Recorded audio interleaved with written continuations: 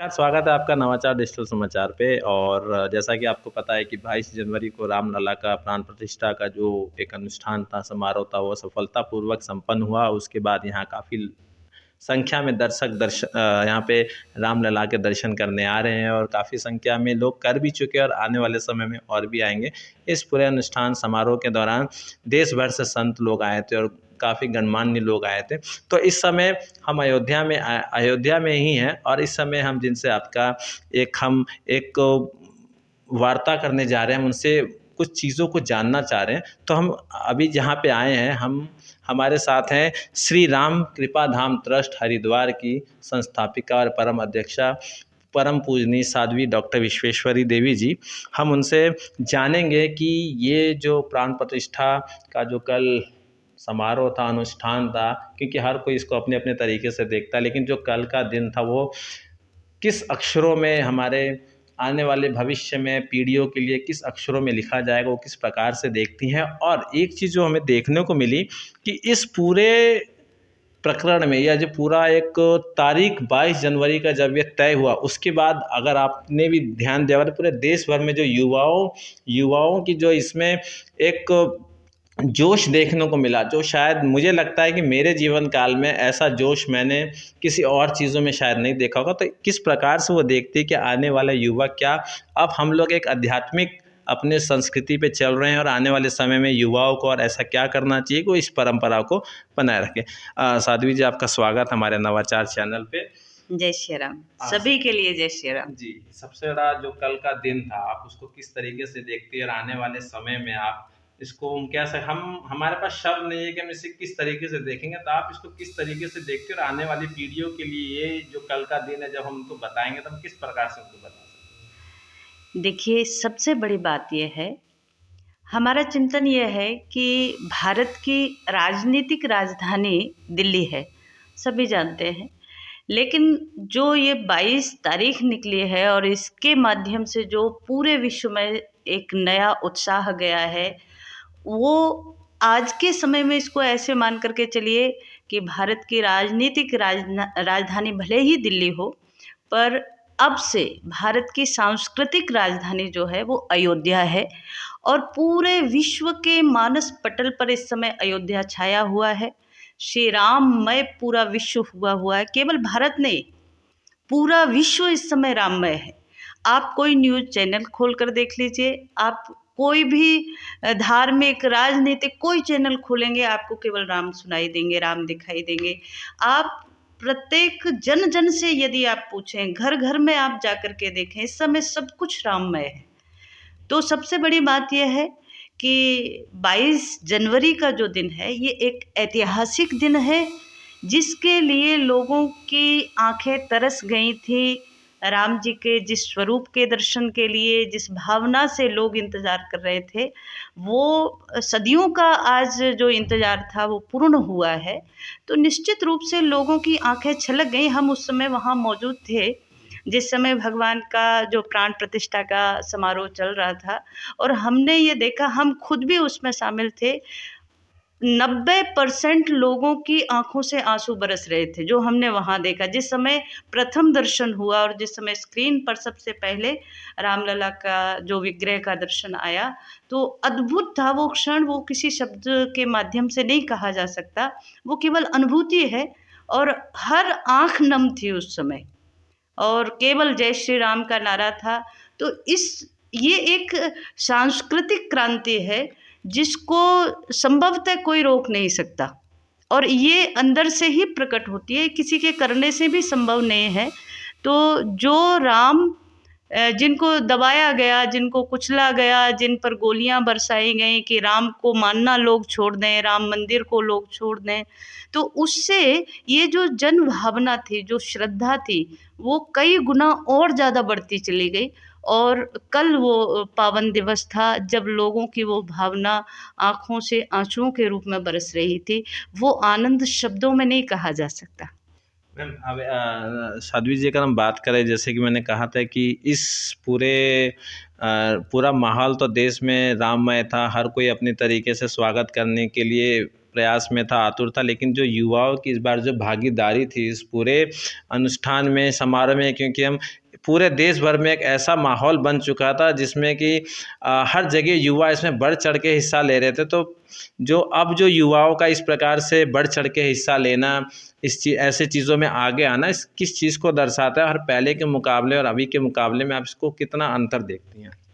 देखिए, पहले क्या था कि उस तरीके से जो युवा था उसको कोई न्यूज़ के माध्यम से या जो आजकल मीडिया का जो जी। सबसे बड़ा प्लेटफ़ॉर्म आज है सोशल मीडिया का, वो उतना ज़्यादा सबल नहीं था।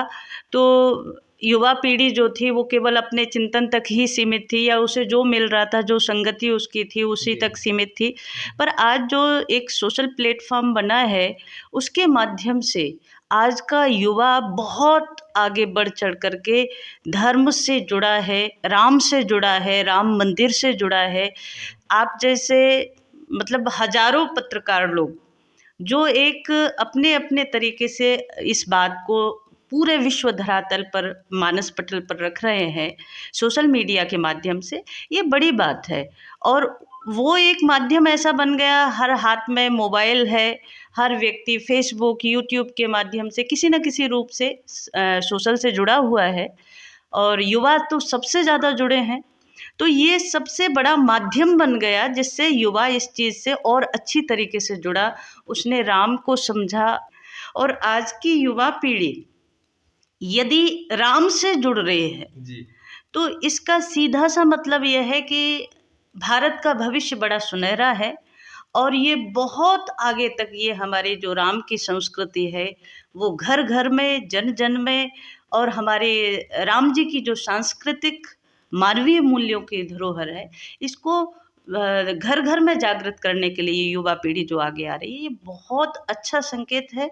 और आगे भारत एक बार पुनः विश्व गुरु के रूप में पूरे विश्व में जाना जाए, इसके लिए युवाओं को आगे आना भी चाहिए और इस सांस्कृतिक क्रांति को और आगे बढ़ाना चाहिए। मैम, युवाओं के लिए कोई खास संदेश जो हम चाहते हैं हमारे चैनल के माध्यम से, क्योंकि बहुत ऐसे युवा हमारे साथ भी जुड़े हुए हैं, हमारे इस चैनल्स को देखते हैं, हमारे अखबार के माध्यम से भी वो, हमारे न्यूज़ ग्रुप के जो ग्रुप्स वगैरह हैं 2-4, उसमें भी काफ़ी लोग जुड़े हुए हैं। तो आप कोई ऐसा एक संदेश जो युवाओं को, जो अभी बहुत ऐसे युवा हैं जो शायद अभी इस पथ पे, अध्यात्म के पथ पे शायद अभी नहीं आ पाए हैं, उन लोगों के लिए क्या संदेश रहेगा और क्या आपकी तरफ से उनके लिए मार्गदर्शन रहेगा? देखिए, सबसे बड़ी बात यह है कि अध्यात्म जो है वो किसी और के लिए नहीं, अपने लिए है। जैसे एक मोबाइल जिस समय डिस्चार्ज हो जाता है तो आप उसको चार्ज करते हैं तभी वो आगे काम करेगा। ठीक ऐसे ही युवाओं को सबसे ज़्यादा अध्यात्म की आवश्यकता है। आप कहें कैसे? उनकी जो ऊर्जा है वो ऊर्जा सही दिशा में लगे, क्योंकि युवाओं के अंदर ऊर्जा ऊर्जा बहुत होती है लेकिन उसकी दिशा भटक जाती है। जब आप अध्यात्म को लेकर के चलते हैं, जब आप धर्म को लेकर चलते हैं, जब आप अपनी संस्कृति को लेकर चलते हैं, तो वो आपको एक दिशा देता है कि आपको इस ओर चलना है। और आपके पास दिशा सही होगी तो आप निश्चित रूप से अपने उद्देश्य को, अपने लक्ष्य को प्राप्त करेंगे। तो हमारा सभी युवा वर्ग से यही कहना है कि आप जीवन में यदि सही दिशा चाहते हैं, अपने लक्ष्य को प्राप्त करना चाहते हैं, तो सही रास्ता चुनो। अध्यात्म का साथ बहुत ज़रूरी है। केवल होश से काम नहीं होगा, होश में जोश भी चाहिए।